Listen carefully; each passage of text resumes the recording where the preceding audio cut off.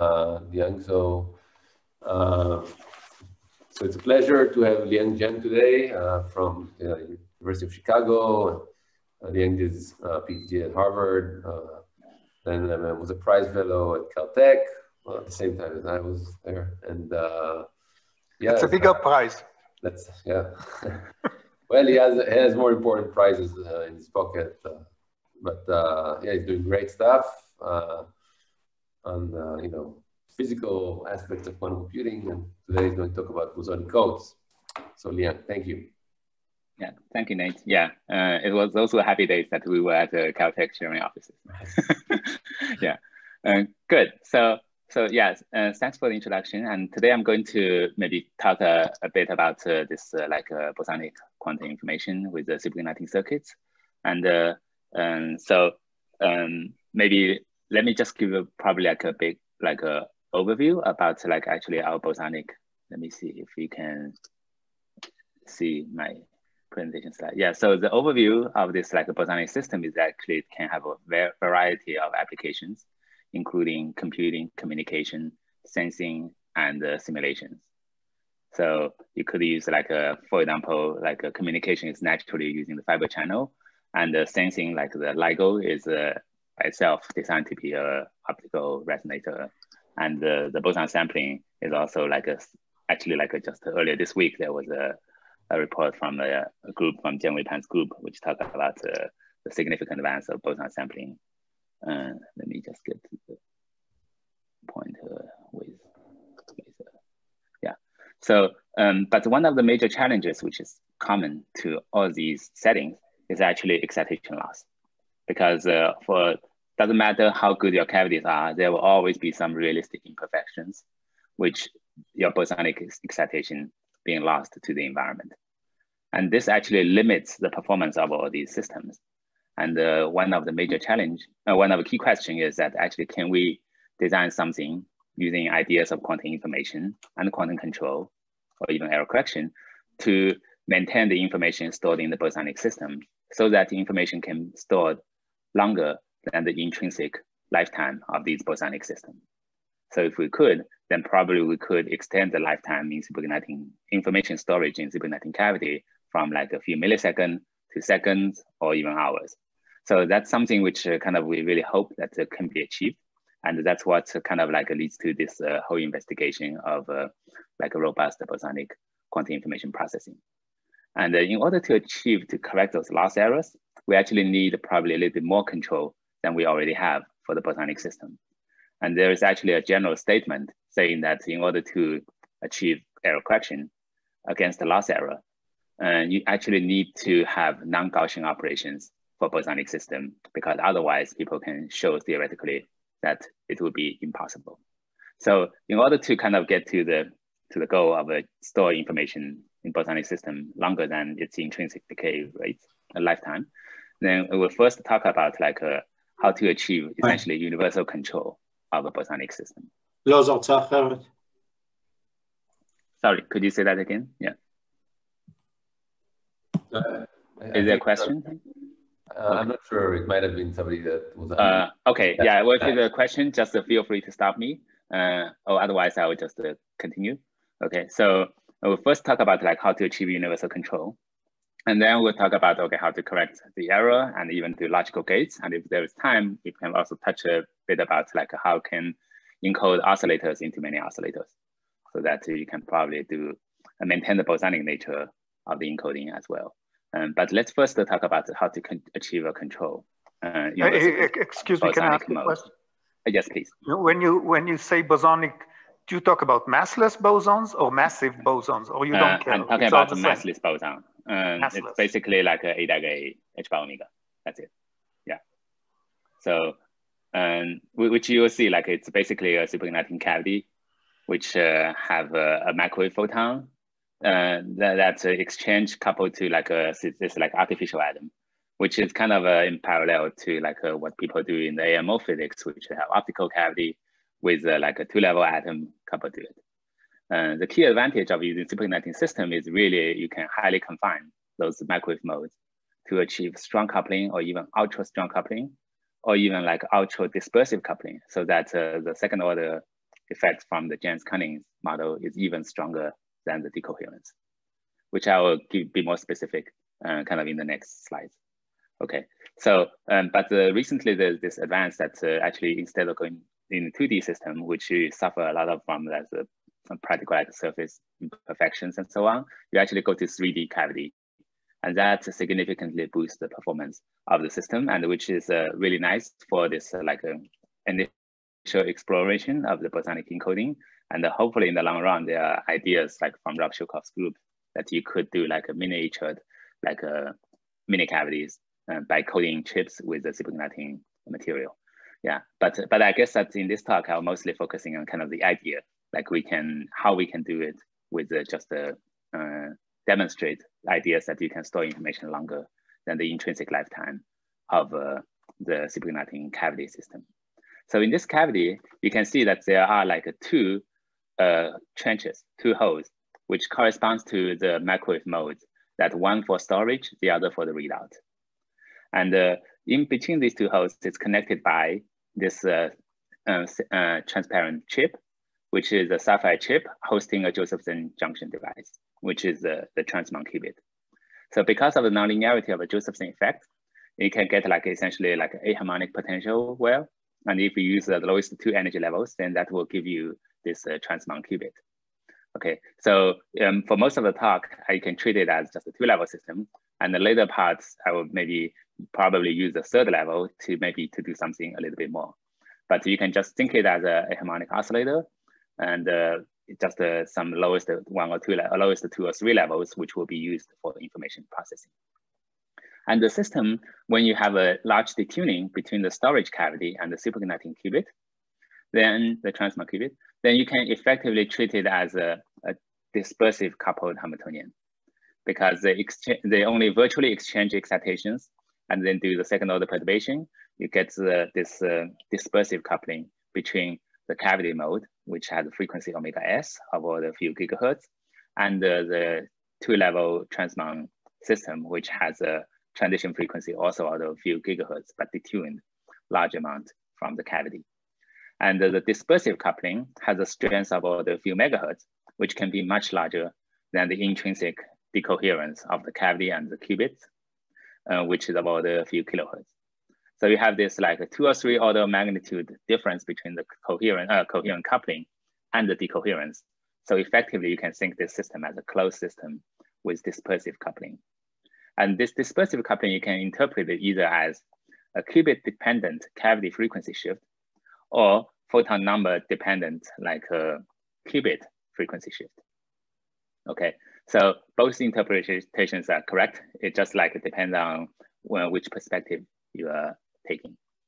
And I would like to highlight like a few advances in the field, which in the past few years. So there was so first, this superconducting cavity can be really long-lived, of order like a few milliseconds or even longer, which can be 1 or 2 order of magnitude longer than the best superconducting Transmon qubits you can have. So this naturally leads to the question, like, can we actually store information and even process information using the superconducting cavity system, which by itself is naturally a better quantum memory. And the second is that we can also perform like a fast quantum non-demolishing readout of the Transmon qubit, which basically with a few hundred nanoseconds, you can read out the state of the qubit, a Transmon qubit, via this readout cavity, because you can think effectively the readout cavity frequency also gets shifted, and you can look at the reflected signal to infer what's the state of the qubit, which can achieve with very high fidelity in a short amount of time. And you can even repeat the measurement in case you need it, for example, for quantum error correction. Moreover, based on the readout signal, you can achieve a real-time adaptive control of the system using FPGA.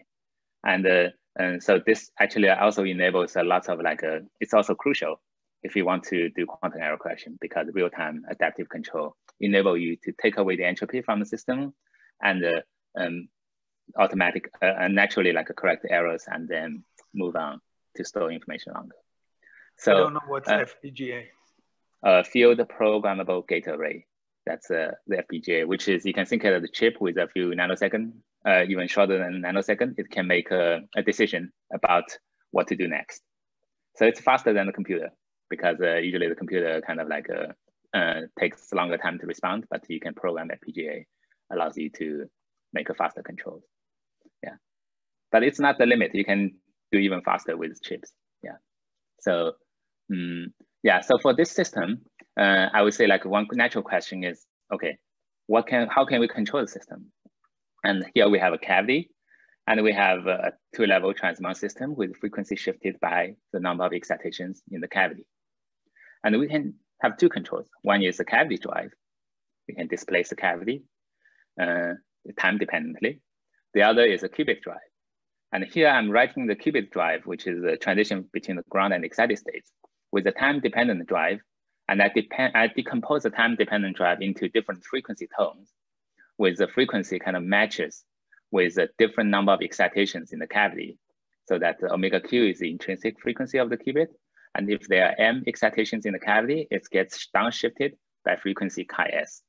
So this particular drive that for this omega q minus m chi-s will rotate, will like flip the qubits if there are m photons in the cavity.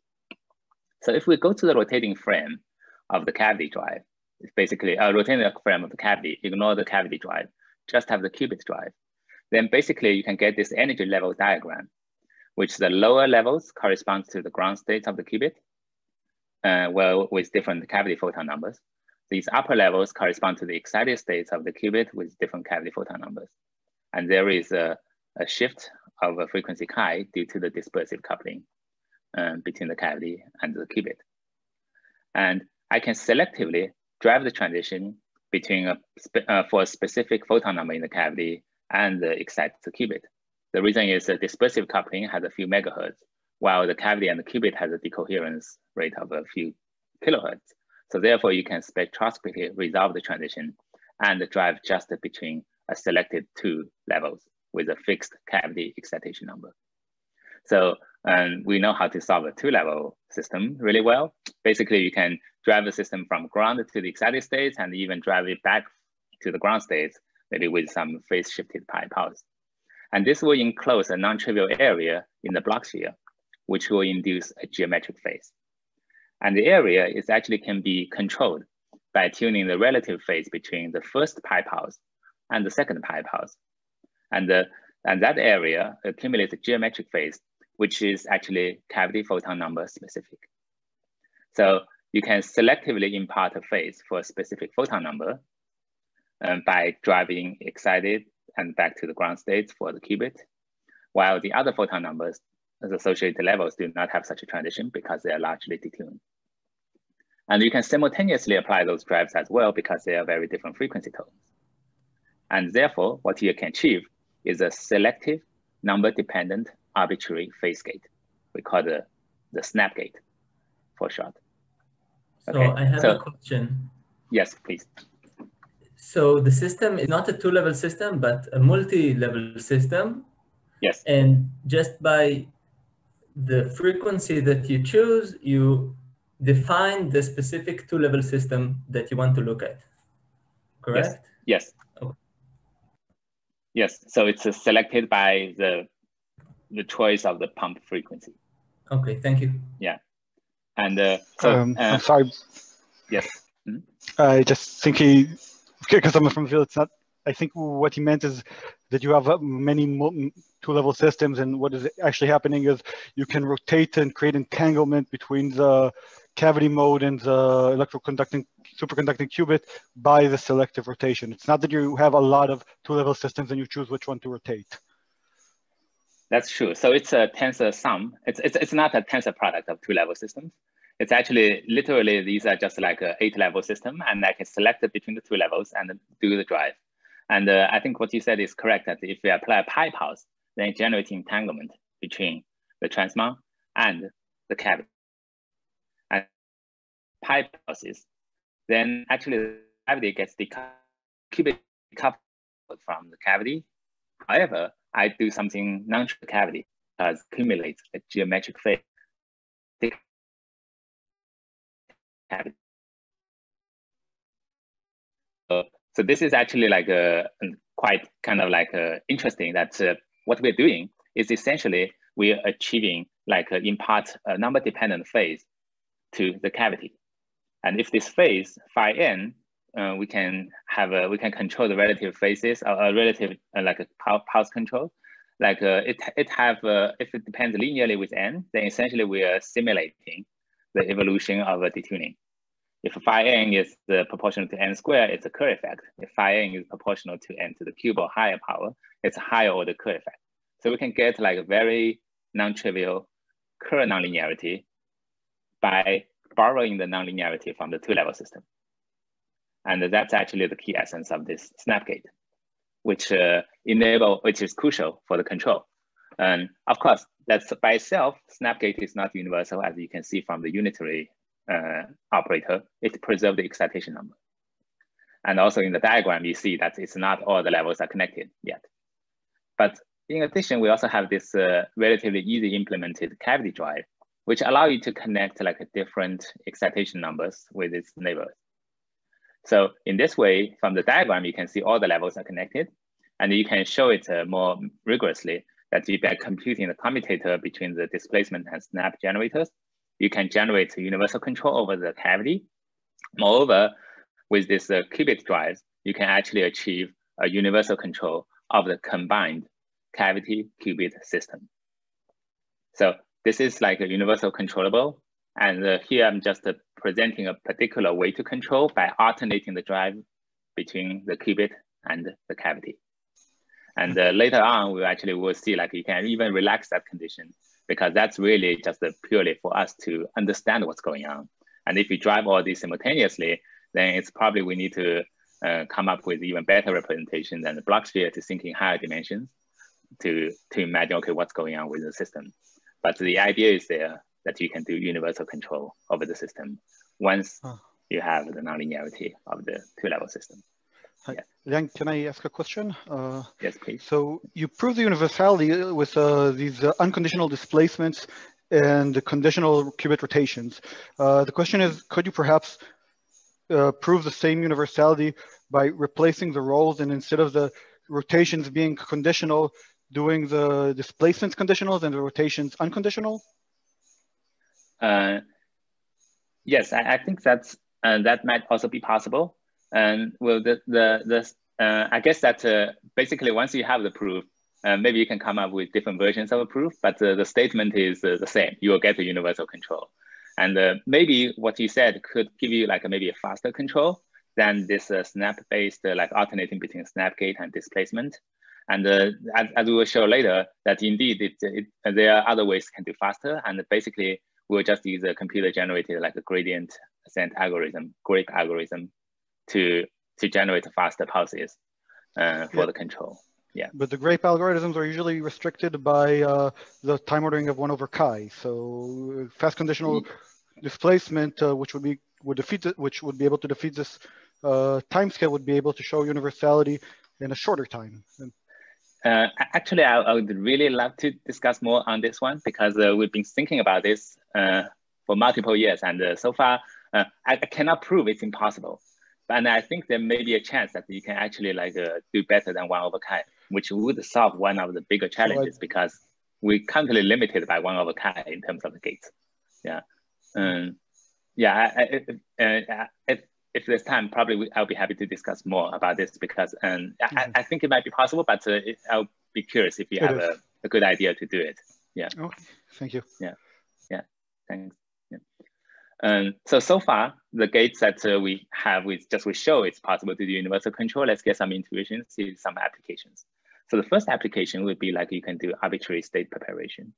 So suppose you start from vacuum, you want to prepare a single photon on demand. And we can actually just, since we only have two types of control, displacement or snap, we just alternating the displacement and snap. So first, by displace it with the appropriate value, you get a coherent state. And the upper panel is just showing the photon number distribution with the area proportional to photon number for each block, for each circle, and the arrow indicates the phase. So this is just like a coherent state, so a Poisson distribution associated with coherent state. The lower panel corresponds to the experimentally measured signal of a photon number distribution. And then you apply a snap gate. What matters is basically, it's just you rotate a pi phase, apply a pi phase shift for the 0 state and no phase shift for the other states. And the middle panel just shows that you get the Wigner function directly measured from the experiment, seeing like there is a non-triviality, get a negative Wigner function in the middle.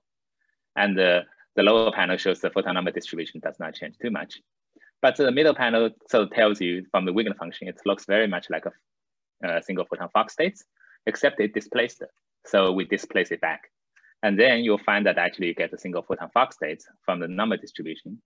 And another way to interpret is that the displacement operation can be regarded as sort of interference between neighboring photon numbers. And somehow the interference, the coefficients are chosen in such a way that the photon number occupation associated with 0, 2, 3, and 4 are almost like self-canceling, destructive interference.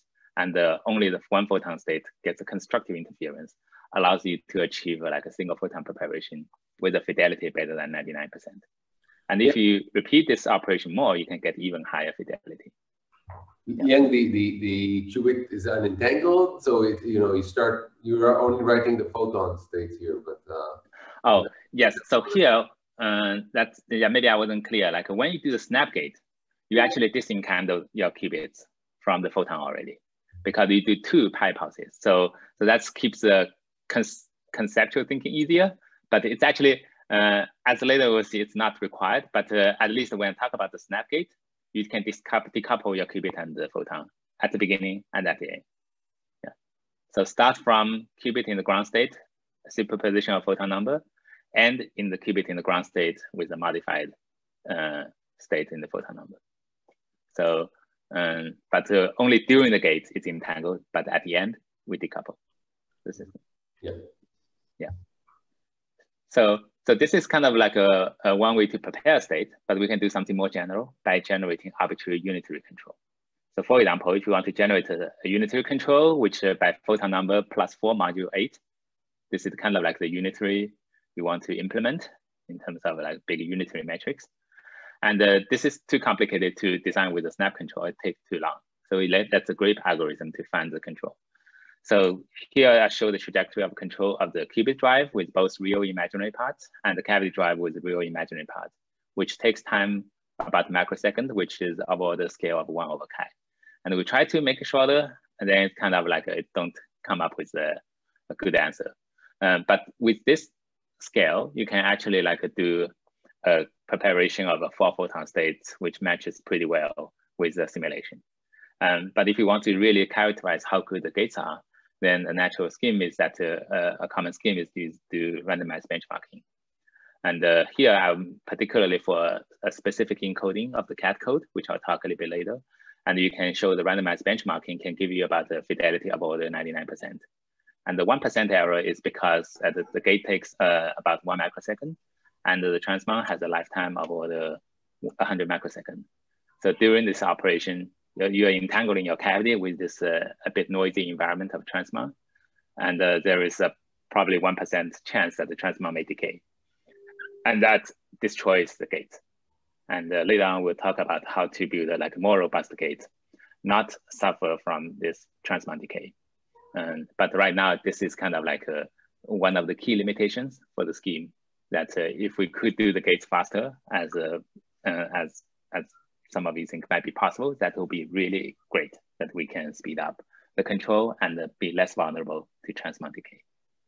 Yeah, I'm not sure it's important, but I'm not sure if it is on the same page, but did you define the qubit in this code?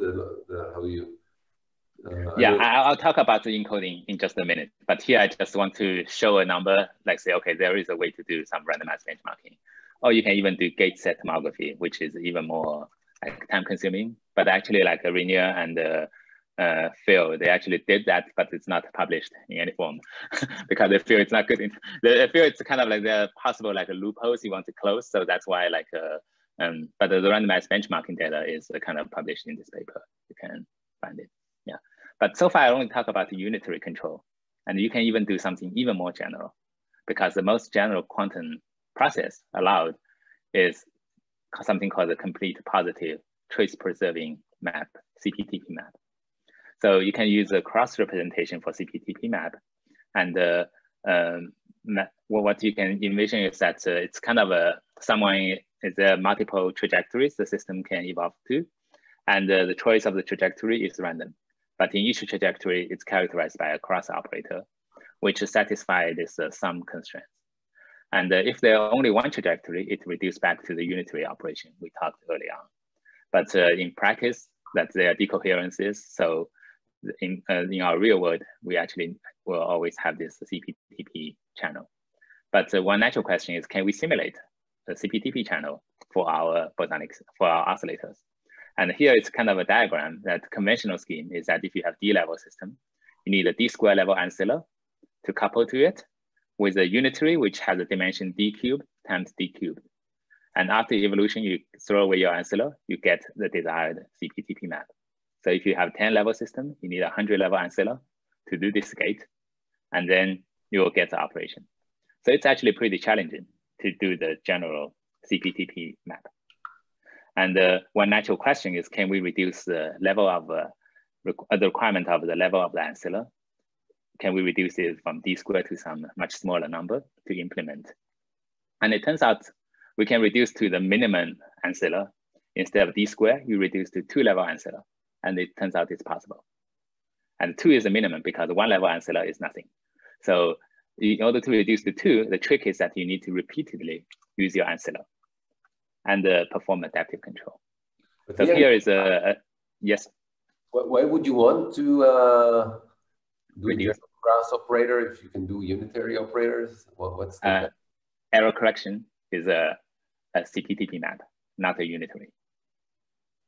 In terms of, I see, if you want. And from condensed matter perspective, maybe summarization is also something we can also do. I see, but I see. Okay, yeah.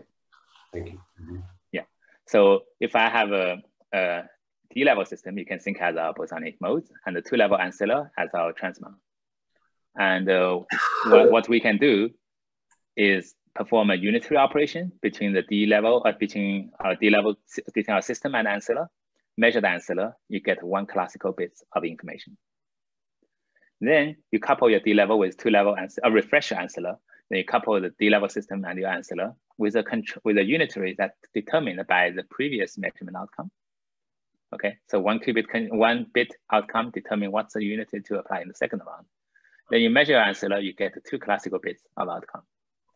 Then those 2 classical bits of outcome determine what's the unitary to be applied in the third round. Then you measure, you get 3 classical bits of outcome. You repeat this procedure. And the number of rounds you needed is actually constrained by the log of the dimension of the system.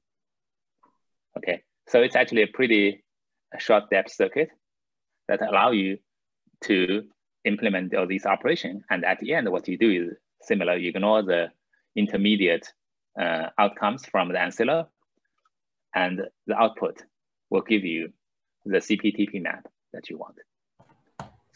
So this is actually like a really efficient circuit, and we can show that it's actually the minimum depth circuit needed to achieve such a CPTP map. And all these ingredients in here, it actually can be done experimentally. So first, the arbitrary unitary between your system and the 2-level ancilla, which we can demonstrate it between the cavity, which is your system, and the transmon qubit as your ancilla. So you have a universal control over, so you can implement these blue boxes associated with the unitary. And the measurement and the adaptive control, as I mentioned earlier, you can do a single shot quantum non-demolishing measurement of the transmon with a few hundred nanosecond with a fidelity better than 99.5%. And you can use your FPGA, the field programmable gate array, to do a real-time adaptive control with a delay of about a few hundred nanoseconds. So therefore, like all these gadgets can be demonstrated experimentally. So therefore, you can achieve, in principle, like an arbitrary quantum process for your cavity system. So this is actually extremely powerful for the CPTP map because it can implement any physical process allowed by quantum mechanics, including initialization, dissipation, if you want, and the thermalization, and also quantum error correction. So that's kind of like shows like, I would say, the ultimate control of the system that you can do state preparation, unitary gates, or even quantum channels. Okay, so, and maybe like, let me give even a broader scope about what kind of various controls we can achieve with our superconducting system. Later on, I'll talk about the CAT codes. So basically, we can do one type is the unitary control. As Nate said, you can do like the pulses and achieve like arbitrary unitary. And also if you have measurement and adaptive, you can also implement CP-TP map. And we can also combine the unitary with dissipation, which is if we can have a xenodynamics to let the system to stabilize to a particular subspace, then any Hamiltonian perturbation can be regarded as a Hamiltonian perturbation with that projected to the logical space and do some logical operations in the logical space if the dissipation is much stronger than the Hamiltonian perturbation. The ultimate one, the other case is you can even have all dissipative control. Just use dissipation, you can also achieve universal control, which was detailed in this theory paper early on. And I know like Michelle's group are also exploring, Michelle Devereux's group are also exploring potential implementations. The key idea is something called holonomic control. If you can have an engineered dissipation, let your system stay stabilizing a superposition of this left coherent state and the right coherent state, like a CAT state. And if your engineered dissipation can move one of the legs in a closed loop in the phase space, then that leg will accumulate a phase proportional to the area enclosed. And that will effectively induce a logical gates between these two legs. And it's a similar idea of this geometric phase that we can use it to achieve like a universal control, which is detailed in our theory paper. So even dissipation alone can already achieve universal control, which even early on, like there was a theory paper by Ignacio Sirac and Frank Bastada showing that you can do engineer dissipation to achieve universal quantum computing, but here it's a more specific implementation for bosonic systems. So without going into too much detail on this, I probably like switch gears to talk about like error correction, about like a bosonic system, because that was kind of like our key motivation to hope to like build a better quantum system use error correction. So maybe just kind of make sure like people are on the same page about the error correction. So basically the key idea of error correction is to introduce redundancy. And for qubits, basically you only have two levels. You don't have redundancy. So the only way to introduce redundancy is to have more two-level systems, make a tensor product with 10 qubits, and you have a large enough Hilbert space to encode a two-dimensional logical states. And then you typically need to correct the bit flip, dephasing errors, and so on. And so usually challenge for qubit systems is that sometimes it has a huge overhead to do encoding of logical information. However, the other, if we use oscillators, it by itself already have many energy levels. So it's already an infinite dimensional Hilbert space. And we just need to maybe appropriately choosing the subspace to encode information so that we'll be able to correct the dominant error, which is actually the excitation loss error. And different from qubits, the excitation loss error does have a pattern. It does not go immediately from like say 4 photon excited states directly to vacuum. It's actually reduced the excitation one by one.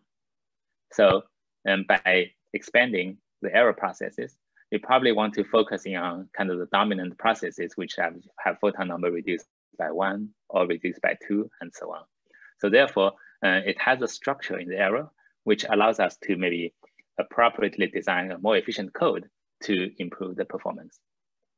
So for bosonic codes, it has a long history as well. So maybe more than like 20 years ago, people are already thinking about the bosonic codes.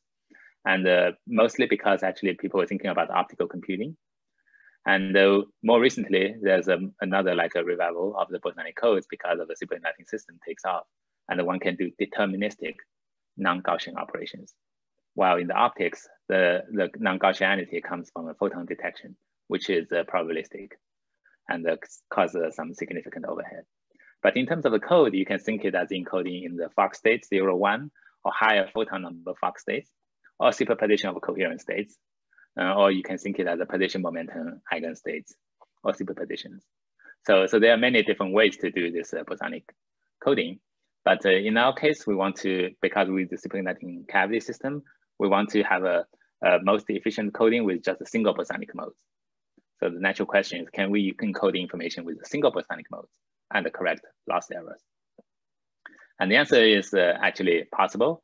And the idea is actually closely related to the classical coding, which is called the phase-shifted keying, PSK. So in classical, so typically when we characterize a coherent state, we just need two numbers. One is amplitude, the other is phase. Okay, and once we have this, you can come up with a complex number which map to a specific point in the phase space. And if we have loss, the amplitude will decay, and the phase is actually still preserved.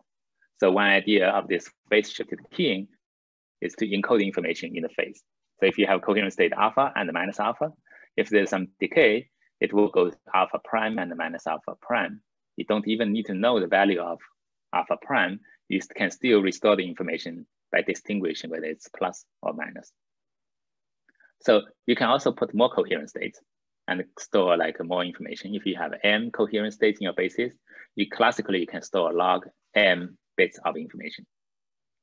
Okay, and this is actually a very successful technology, widely used in Wi-Fi and Bluetooth. Okay, can we extend this to quantum? And so for classical, one brute force way to extend it is we say, look, if you have 4 coherent states, we can have a 4-dimensional Hilbert space. We can store 2 quantum bits of information. That's the maximum information you can store with this 4 coherent state space, but it's probably not the most robust way to store information, because if there's a loss and you don't know whether or not there's a photon being lost, then actually there will be ambiguity about the relative phase between these coherent state components. Then therefore, you will not have a good quantum memory. However, borrow the idea from the quantum error correction, you want to maybe introduce some redundancy. And the one way to do it is that you can store information in the even photon subspace of this 4-dimensional subspace, which can be spanned by symmetric combination of alpha minus alpha and the symmetric combination of I alpha and minus I alpha. So these are the 2 states, logical 0, logical 1, which generally they're linearly independent. But when alpha is large enough, then they're almost orthogonal. So they can treat it as a kind of a logical state for the encoding. And typically when alpha is larger than square root of 2 or even larger, then these are almost orthogonal. At least the non-orthogonality is much less than the experimental error. So we kind of can approximately treat them as orthogonal. And if you want to be really rigorous, you can always come up with, you can orthogonalize it and define some good basis you want.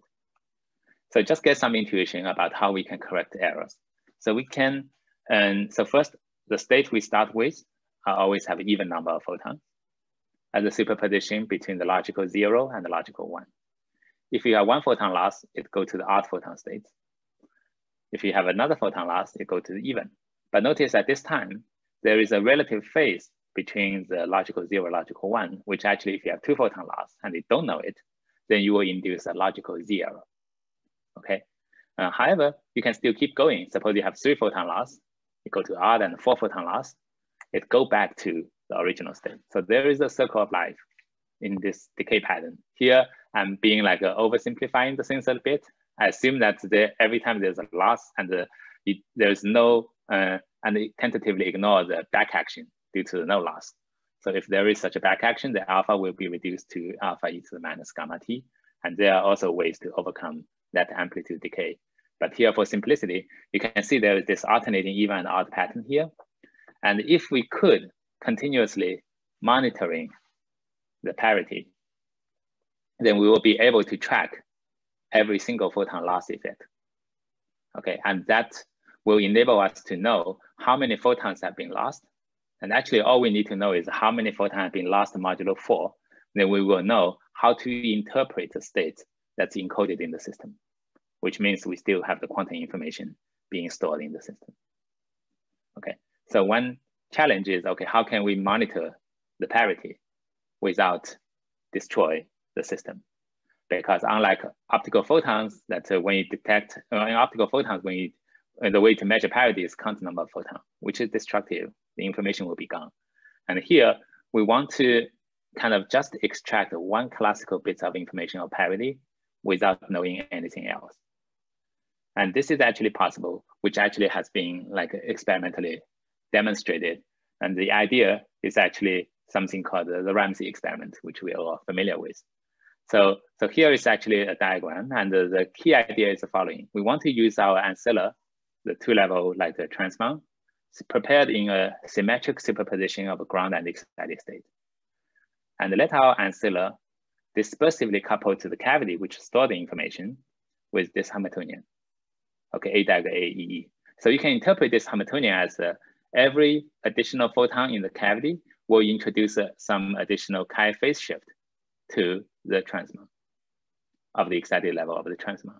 So if we let the system evolve under this Hamiltonian for time pi over chi, then basically every photon in the cavity will induce a pi phase shift of the excited state of the transmon.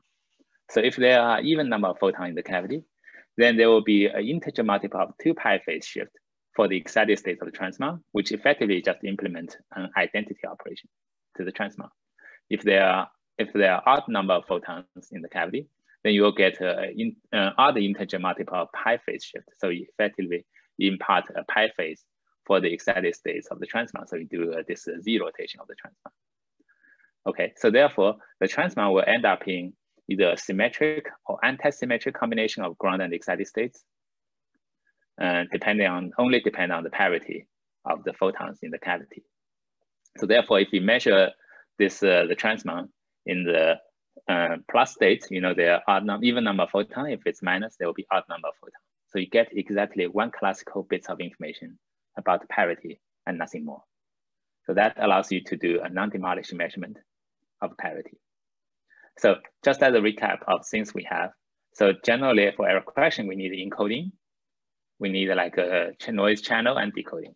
So the encoding is a cat code prepared in the even subspace associated with the 4-legged cat. And we can monitor the parity with the Ramsey experiment. And by repeatedly monitor the parity, we will know how many photons have been lost, and we'll find the correct interpretation of the state stored in the cavity. And then we can recover the information. And here is the experimental data, which showed earlier on. The horizontal axis is time, vertical axis is fidelity. And you will see that you got in order to benchmark, say we are doing better than the best encoding without error correction. It's actually the best encoding without error correction is the minimum number of photon encoding with the vacuum state and the single photon Fock state. Okay, so this has a lifetime of about 300 microseconds. And then we do the cat code without error correction. It's about like 130 microseconds, which is shorter because the cat code has more photons. Then you put back the error correction. Then what's happened is that you can actually do better.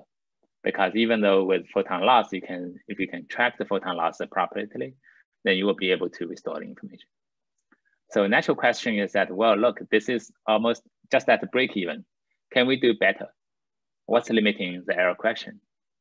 And this is actually limited by the transmon decay during the measurement. So we use a 2-level Ancilla system, which is actually more noisier than our cavity. And the parity measurement takes about 1 microsecond. And the 2-level, this transmon system has a decoherence rate about like 100 microseconds. So therefore there's a 1% chance or a few percent chance when you do the parity measurement, the transmon system introduces noise. What about and that limits the performance. What about 2 photon decay if it jumps? Yeah, 2 photon decay is also relevant, but I think it's actually like a smaller, it's less dominant compared to the decay, but indeed, it will be kind of the next noise, the next dominant noise source. Yeah, but here it's actually limited by the process that suppose you're trying to do the parity measurement. Yeah. And in the halfway of the evolution, the bit gets flipped. Okay. Then it's no longer accumulating an exact pi phase for each photon. Basically, there was a random phase rotation because it will highly depend on when the photon gets lost or when the transmon gets decayed. And if you don't know when it decayed, then you dephase your cavity completely. So that's like really bad and everything gets destroyed. So there's no fault tolerance because we have a very noisy Ancilla. Okay, and that's a limitation. And that's where around like about 5 years ago, we kind of like really like a limited, maybe 4 years ago, we limited by this scheme. But we think we have a way to overcome it. And the idea is the following. We want to kind of like design some scheme. First, to detect whether or not there is a photon or there is a transmon decay. Okay. Second is that even if a decay happened, you can still restore the information in the cavity. The idea is the following. In order to detect whether or not there's a decay, let's introduce a third level of the transmon, because the transmon is also a harmonic oscillator. So if it decays, it only reduces the excitation by 1. So if we introduce a third level, which is called the F level of the transmon, then the decay will only decay from F to E. And if we measure the final outcome as the first excited state rather than the second excited state, you know, like some decay happened. So first you can detect if there is a decay event. Okay. Second is that if there's a decay, but you don't know when the decay happened, you want to still maintain the coherence of the cavity. And the way to do it is to engineer Hamiltonian, which in such a way that the first and the second excited state has the same amount of dispersive coupling to your cavity. How can you therefore dispersive coupling to the, I see, you have dispersive coupling both of them, but you need to tune it somehow that both of them will be equal. That's right. You need to tune it so that this will be equal. And there are ways to tune it. And actually, like Serge did the experiment, like basically what you do is you use H level, the third excited level of the transmon, to introduce some like a virtual process to shift such a dispersive coupling. And it can be tuned to a very good precision so that you can have an equal amount of dispersive coupling between the first and the second excited states with the cavity. Then the nice thing is not everything becomes something called error transparent. So you don't care when the decay happened because it's effectively the same as the decay happened at the end. And therefore, you know that even if it decays to the excited state, you know what's the unitary evolution happened to the cavity. So therefore, the information is still in the cavity and you can come up with better ways to restore it. Okay, but the key essence here is that you need error transparency condition, which means the Hamiltonian and the jump error you have, they need to sort of commute within the logical space. And therefore, yeah. Could you perhaps use, engineering this Hamiltonian would probably be hard, but could you perhaps use post-processing and use the F state without the E state and then post-process to improve fidelity? Or I think for this case, if you want to detect error, what you said is true. You don't need to engineer this coupling because once you detect the excited state, you just throw it away, right? By post-selecting.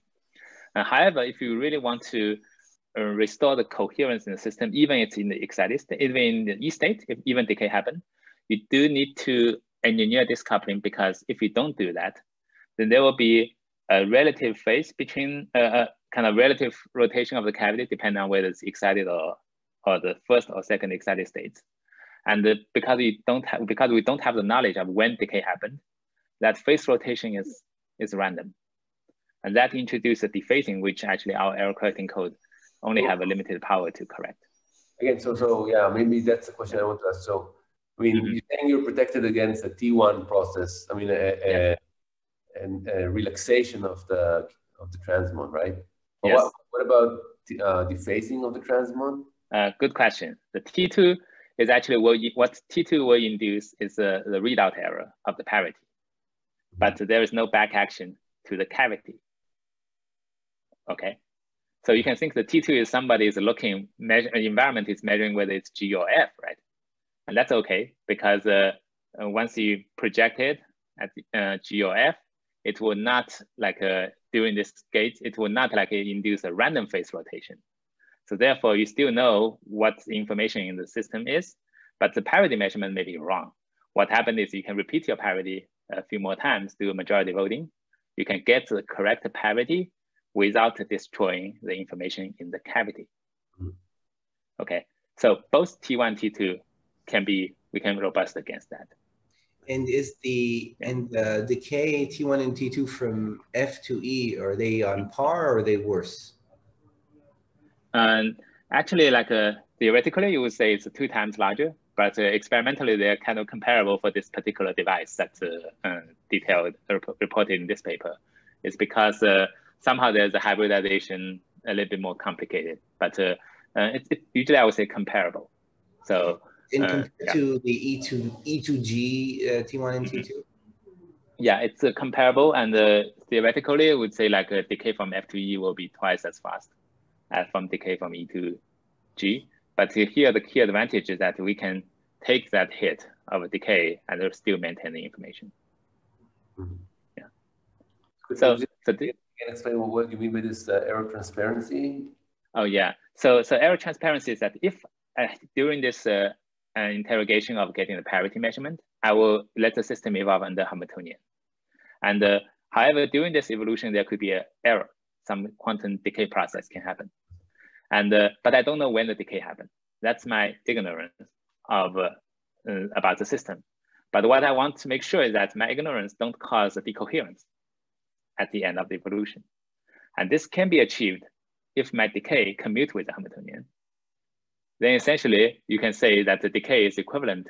Decay in the middle is equivalent to decay at the end because it sort of commute with the Hamiltonian. Yeah. Mm-hmm. So it don't have to be fully commuting. It just need to be commuting when you project it to the logical state, because that's where you start from. Yeah. Yeah. And more generally, actually, we develop another further generalize this error transparency to the path-independent condition, which kind of borrow the idea from the quantum field theory. But kind of a key concept setting is that we have a good central system with really good coherence, but a limited control, like our superconducting cavity. And we also have an Ancilla system, which is a bit noisy, but have a better control, like our superconducting Transmon. And we want to hybridize the two to borrow the controllability from the Ancilla system to our central system. But we don't want to suffer the decoherence from the Ancilla system. And that's kind of like a key idea of this hybrid system. You want to kind of borrow good things from the thing, but don't suffer the bad things. But almost all the cases, you suffer from the bad things from the kind of the weakest point is actually limiting performance of your system. But what we think there's a way to overcome it. And the idea is actually first you do need to do some measurement to extract the entropy from the noisy system. But that's not enough. You also want to make sure that, because you don't know when the error process happened, and you want to make sure that the system have a certain property that when you extract the entropy, you also like don't suffer from the ignorance about exactly what's happening in this evolution. Okay, so one key concept we think is important is something called the path independence. So suppose your Ancilla system initially happened in the I state, initial state, and measured in the final state. And there are different paths that can evolve from initial to the final state. And you can introduce path integral even for open systems for the implied master equations. But what you need to ensure is that for these different paths, at the end, the system always have a unitary evolution, only depends on the initial and the final point of the path. It doesn't depend on the intermediate part. And if you can impose such a constraint so that if we measure in the final state F, we know the system only goes through this unitary Fi, independent of the intermediate path, then you have a full knowledge and full control over the information stored in the system. Not suffer from the ambiguity about the path, but you still maintain the coherence of your system. And this is a key idea. So one way to think of it, if the error kind of commute with your Hamiltonian, then the error can effectively treat it as happening at the end. Then that's one special example. And there are even more general cases that we can have, and which is actually like in this recent Nature Physics paper by Phil and Serge, which they experimentally demonstrate such a scheme, and which theoretically was laid out in this PIL paper. Yeah, in case you're interested. But I guess that's well, I think I'm probably already running a bit out of time. But I'll be happy to say more about this, like in the question sessions, in case people are interested. Yeah. So I guess that let's see, maybe how much time do I have? Yeah, I mean, I think you can go on for a couple of minutes. People might leave, but we won't play them. Yeah. Okay, so maybe I probably like maybe take 5 minutes to talk about maybe how do we do logical gates. Yeah. So key idea. So far I talk about only error collection, and I haven't talked about how you do logical operations. And one way to do it is you can transfer your encoded information from cavity to qubits to Transmon, and then use Transmon to mediate the coupling between different cavities. But the swap procedure between the cavity and the Transmon depends on the encoding.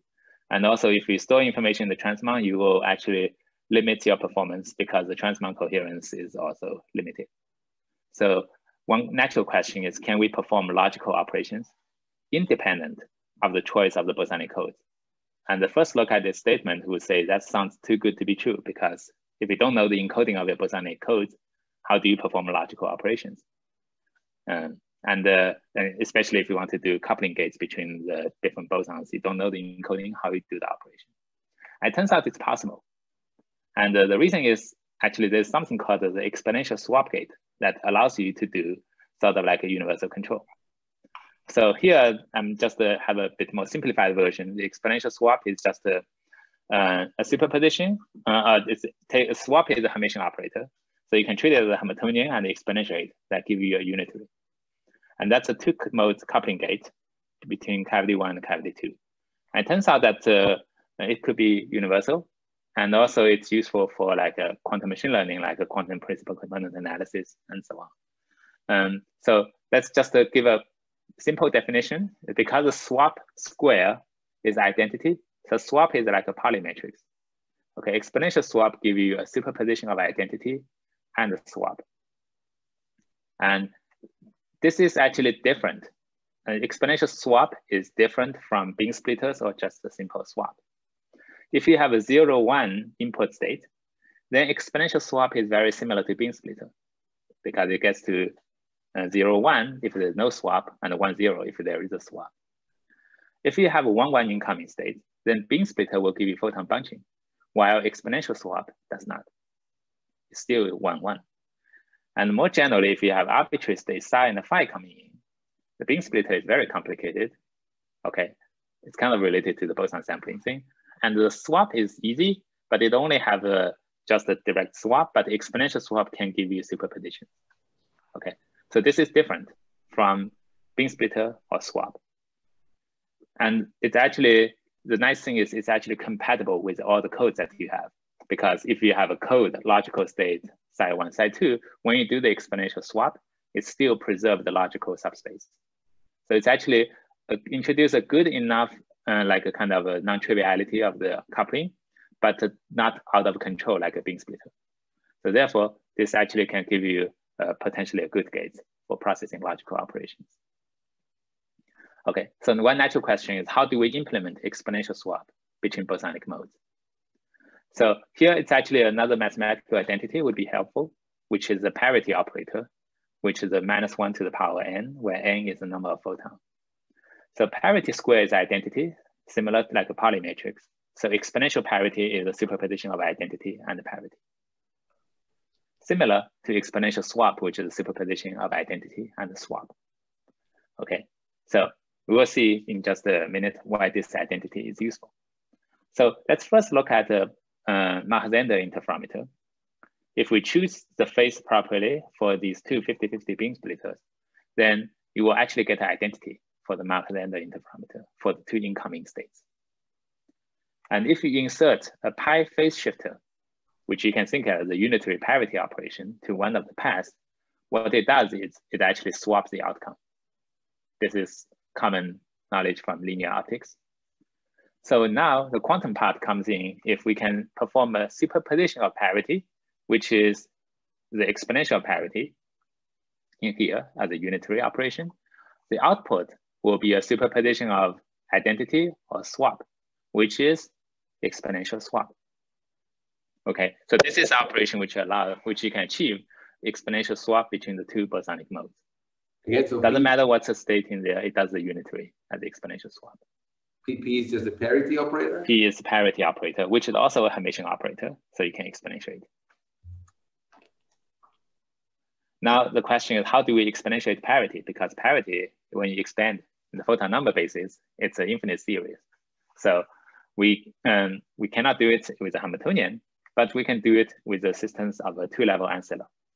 If we have a two-level Ancilla prepared in a symmetric superposition of ground and excited states, we do a control parity operation. rotate the ancilla along the X basis and do another control parity, you actually restore, decouple the ancilla, but you implement exponential parity. One way to see it is that if you don't do this X rotation, this two control parity is identity, which means that theta is 0, it's identity. And when you do this to be a pi, you actually can show that this will give you like exactly the parity operation, because there's only one case of the control parity does the parity. So then you can interpolate in between to see that this is indeed the exponential parity. That gives you exponential swap. Okay, and this operation is actually like a really good, because the control parity is what we know how to implement. It's exactly, again, this dispersive Hamiltonian, which if you let it evolve for a time, pi over chi, as what we did with the parity measurement, it actually implements a control parity operation. And therefore, we know how to do these control parities, and the beam splitters can be achieved by the four-way mixing, by driving the Josephson junction with the two additional tones, with the frequency difference matches with the frequency difference of the first mode 1 and mode 2. And that allows you to implement the beam splitter. And you can also rotate your Transmon ancilla with the X rotations. So all these operations can be achieved. And here's the experimental data on the left-hand side, demonstrating an exponential swap with theta to be pi, which is basically just a swap between the two modes. And on the right, it's the theory prediction. And you see you can do a fidelity of over 85%, including the initialization and the measurement errors.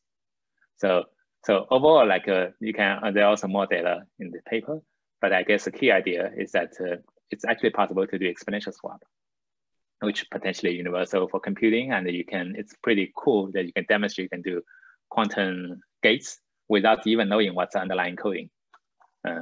Because just identity and the swap are the two operations which independent of underlying state, and the combination of which turns out to be sufficient for universal computing. Yeah. Is it problematic if you had an error, suppose you had an error on a detected error in one of those modes, and one is, so then as a result, one of them is in the symmetric and the other one is in antisymmetric? Does it matter, or? So you mean detect error? You mean the ancilla detect error? Yeah. So you just start the initial states, psi 1 and psi 2. One of them is in the symmetric subspace, and the other one is in antisymmetric, or odd parity. You mean even odd parity? Right. Yeah. So I think it's still okay. The reason is that later when you do the error correction, each of the mode itself can already do error correction by its own. So, but what you need to make sure is that during these gates, probably it's better that these modes, they don't suffer error, because so far, like this analysis, we want to make sure that the gates itself is doing properly and assume that nothing bad happened during this Mach-Zehnder interferometer. But actually more dominantly is actually the ancilla is more likely to decay during this interferometer, because that's the Transmon is a more vulnerable unit. Yeah. And what I'm saying here is that actually because there is some redundancy sort of here, because at the end, the Transmon should end up in the symmetric state. And if it's not, you can actually detect that something bad happened. Here it's a T5 error. And if you introduce a third level, you can even detect like T1 and the T5 error. But so far we don't have a scheme to fully correct. And so far, still it's not like a fully error transparent yet. So that's still something like under investigation. Yeah. Well, I guess that in case people are interested in this, like what's the connection between with quantum dots? This actually, there is a nice connection between E-swap and exchange coupling. So swap is equivalent to exchange coupling, because their difference is just a constant for two-level system. So in some sense, E-swap gate is equivalent to exchange coupling for two-level systems. Okay, because it's just the same Hamiltonian evolution. However, if you have a D level, D larger than 2, then E-swap and just the simple like a spin-2 exchange coupling, they are very different.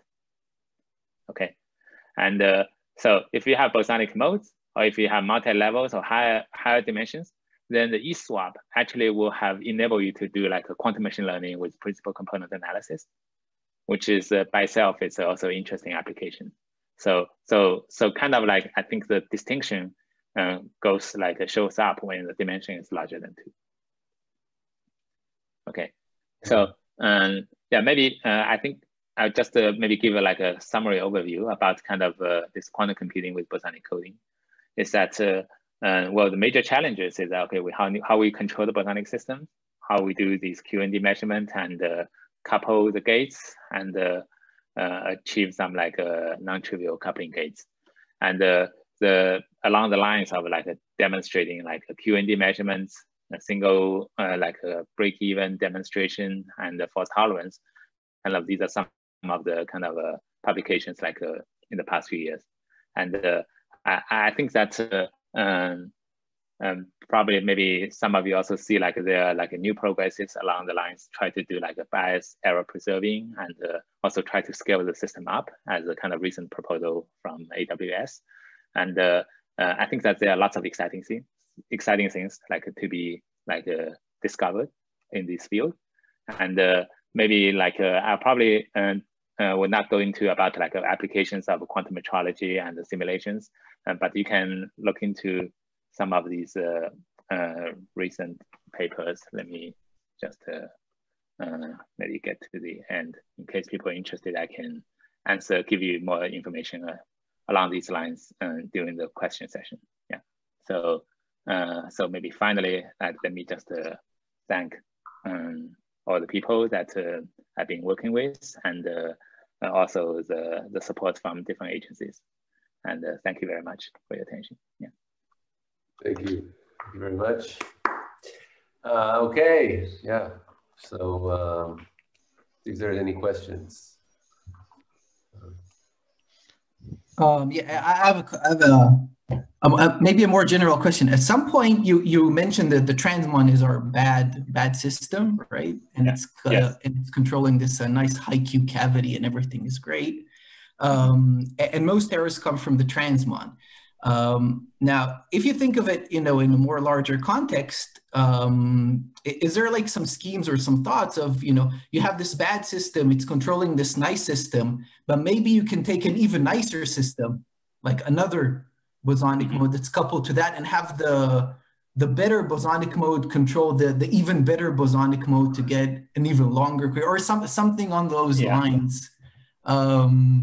Yes, I think that's a very interesting idea, and so experimentally, I know like people are thinking like maybe do like a multi-stage, like don't let your quantum memory directly couple to your Transmon device, right?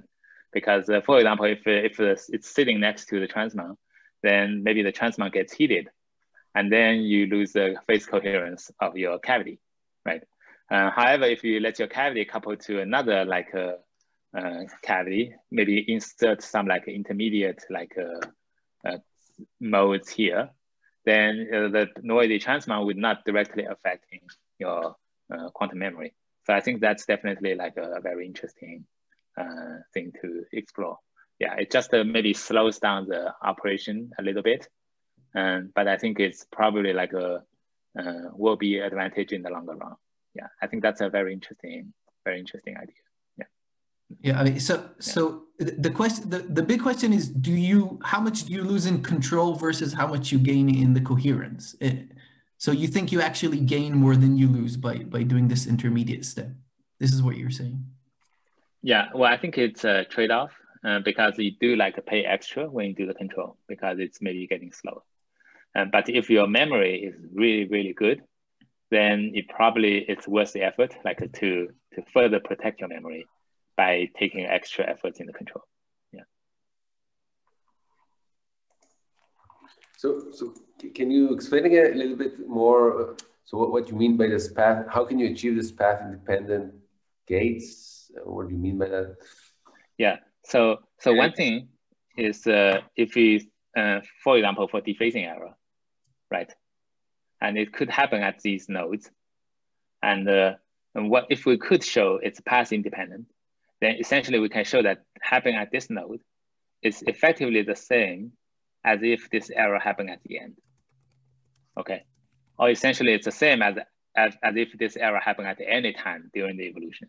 So then I can show that this upper trajectory is equivalent to this lower trajectory. And that gives the path independence, because ultimately we'll show like the trajectory is equivalent to say nothing happened until the end, lots of dephasing happened, but it doesn't matter because it's already at the end. But again, so so if you're pushing the dephasing to the end, it's kind of to the end, but you're still acting. Maybe I'm not understanding. We're not on the same page, but you're still acting with the dephasing at the end of the system, right? So that's right. So, that's right. So yeah, I know I wasn't being very clear about this. So let me see. Like if there is some dephasing error happened, then what happened is that and ultimately, when you measure, it will actually change the measurement outcome of your ancilla if the dephasing happened kind of during the process, because you're preparing the symmetric combination of ground and excited states. And if dephasing happened, it will end up in maybe some mixture of ground and excited state, right? So ultimately, when you measure, you'll have maybe 50% chance in the F level and 50% chance in the initial states, okay? And if it's in the F, you can show that actually if it commutes with this, then it's equivalent to just have no error until at the end there is dephasing. All right. I see. I see. So these states that you're thinking about are just Ancilla states. I see. Okay. Yeah. And here we actually can extend it to the more general case, because previously I was thinking about like how to do the measurement of parity, right? And it's a measurement, because ultimately I care about the unitary and I care about the parity information. And here we can extend it to quantum gates, is that you want to do some like a non-trivial logical rotation of a system. And if some error happened, you can still tolerate that. So I would say like this is something which so far we're not sure what we're finding is a necessary or necessary sufficient condition. It seems sufficient, but we can only mathematically show this is necessary. That okay, if we satisfy these sets of conditions. For what? Sorry. So necessary and sufficient to be robust against this type of error, because we think that earlier I talked about error transparent condition is a subset of path independence. There are path independence which does not satisfy error transparency. Okay, but we still not sure if a path independent is sufficient, which is still something which under investigation, because maybe there's a minor further generalization is path independent up to a correctable error. That's something which we think it may be further extend the scheme. Yeah, but we're also trying to establish related to this fault tolerance in quantum error correction. No, it's hard to hear you. So. Okay, yeah, sorry, my headphone just get disconnected. Can you hear me now? Yeah. Okay, yeah. You can maybe get closer to the mic, because. Yeah, I need to get closer. Yeah. So. Yeah. So I guess that's where was I? So yeah, I think we're still kind of exploring what are the more general conditions, and I think there's some connection between this path independence and this fault tolerance with a traditional like a qubit-based system. So that's also something which we are exploring right now. I mean, is there some sort of connection to topological, I don't know what, effects? Yeah. That you know. Maybe, because currently what we're establishing is that this looks like a conserved field with curl-free field, right? It only depends on the initial and final position. And once you know it, you know what's the potential, what's the action applied. And here, this is, or maybe mathematically, it's kind of like there is this like isometry between this like open system evolution and the unitary evolution from the initial and the final states. So, so there is this kind of correspondence which allows you to say, okay, you don't need to worry about the different paths. All you care is endpoints. But we're actually quite happy when we kind of found this condition, because it took us like maybe a few years to overcome this. It took us a few years to overcome this error, which is limited by this Ancilla, which yeah. So I think it's actually like it opens up a lot of possibility, and we do need such a formalism for the bosonic system, because unlike a qubit, you can assume that the errors are independent, acting on your qubits. But for bosonic systems, actually, like if the error happened, it might completely mess up your entire central system, like dephasing. Flip of the qubit can completely dephase the system. On the Ancilla, if there is an error on the Ancilla. Yeah, error of the Ancilla can completely mess up your central system. Yeah. Okay. Other questions? I think me and Shai, if nobody else has other questions, would like to pick up with Liang talk about fast conditional displacements, if you would be interested in. Yes, that. Yes. So, Shai, you want to lead? No, it was it's your project, so you go ahead. Okay.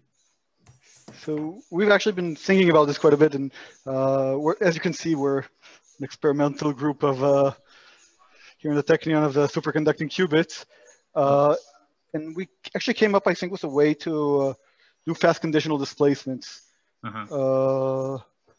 and we've already simulated them and are able to show in QTIP both even with high order terms like chi effect that we can do speed ups of. I tried so far up to 100 times faster, and QTIP seems to agree with our assumptions that this is possible. So just make sure that are you saying that you can? So are you saying you can perform a conditional displacement, which is faster than 1/chi? And I think that's possible because you can sort of like displace the cavity a lot and let it evolve like a phase condition on G or E. It can like separate the two blocks. So it's a bit different than what what you're referencing is much similar to what they did in the GKP paper.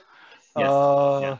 So no, ours is more directed. It acts much more like a displacement operator, where you choose where the displacement and by how much to displacement.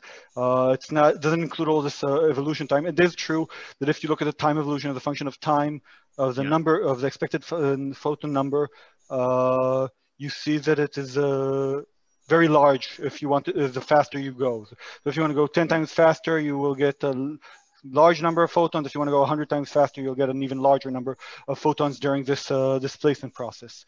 But it's much more conceptually easy because it's just displace in the I direction, displace in the Q direction, and it's conditional on the state of the qubit if it's in ground or excited. So can you show that it can give you universal control in case that's needed? That's what I was interested in. That's what we came to ask you. Can fast displacement without fast? So what we don't know how to do are the fast conditional rotations on the qubit. So you can do fast displacement on the cavity, but can fast displacement on cavity plus unconditional control on a qubit, can that give you universal control? And that's a theory question which we've thought about. We haven't tackled yet. Yeah, we haven't. Yeah, we don't know how to solve that. Yeah, I think that's exactly this the gap, like between, like we know that certain gates we can do it really fast, faster than 1/chi, right? As some of the things we discussed earlier. But I think that I think it's really powerful. It's just like one need to. So for example, can you prepare a single photon Fock state with a time much less than 1/chi, right? That's probably a more concrete thing, but at least it puts some constraints about maybe you just need your unitary, the first column of the unitary to be like matching with a single photon Fock state from the vacuum. Then that's something which I still don't have a good answer to that, even for prepare a single photon Fock state with time much less than 1/chi. Because if we can do that, that probably would give us a lot of hints about how to do it faster. Yeah. But could you prove universal? Because in the snap gates, they really only use the conditional qubit rotation. They don't use conditional displacements, and they use unconditional displacement. That's if we can really, at least maybe it would be hard to implement it first before we understand how to do it. But if we can prove universality in a similar way, then this means maybe we can just put it into grape with the correct,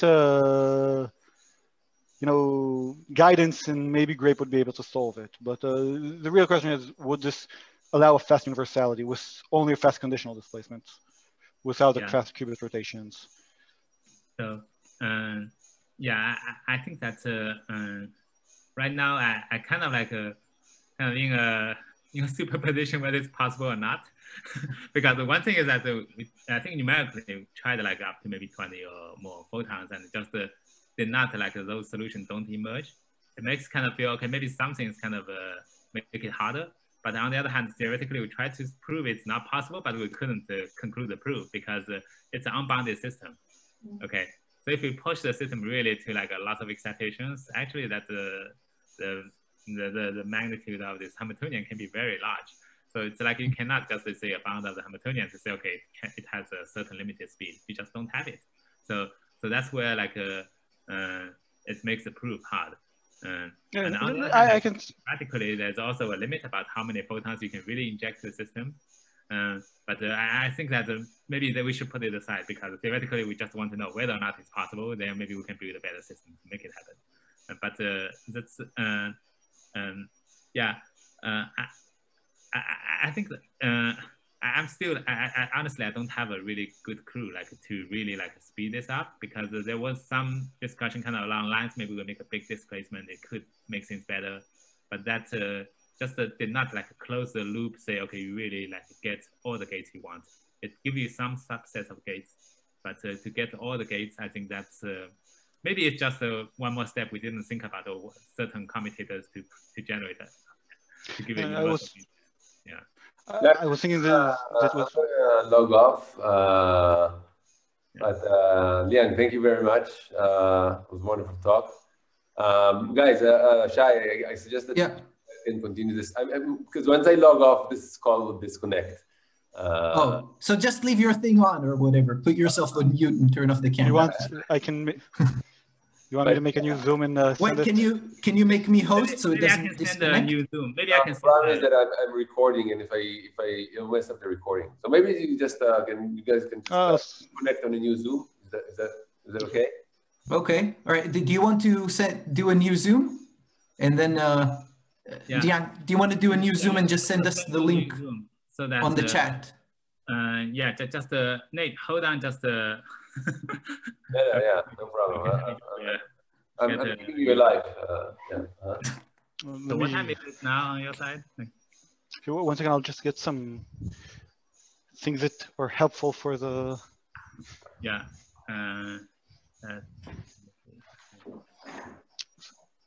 Just send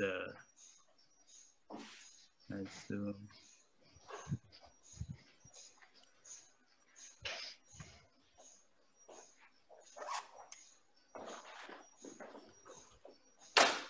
Okay, I think you can click that link in the chat. I hope that would work. Okay, Liang, so yeah. Okay, so yeah, I'm in. You got it? Okay. Yeah. Okay. Yeah. Oh. So thanks a lot.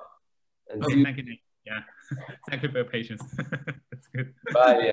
Thanks. Bye-bye. Bye. See you.